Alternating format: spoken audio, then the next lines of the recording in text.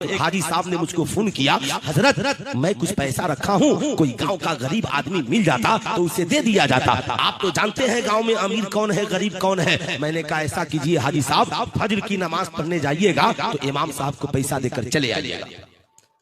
हाजी साहब नाराज हो गए, अरे मुफ्ती साहब आपको भी कुछ समझ में नहीं आता है। मैंने कहा क्या हुआ? कहा इमाम साहब को पैसा देंगे, इमाम साहब को।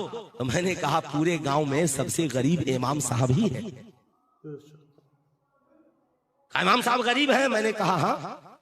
गांव का जो सबसे गरीब है वो रोजाना 500 रुपए की मजदूरी कर लेता है तो महीने में वो 15,000 कमाता है।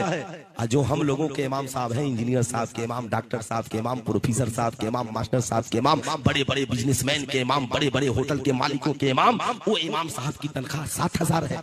तो आप बताइए 15,000 वाला अमीर है या 7,000 वाला अमीर है?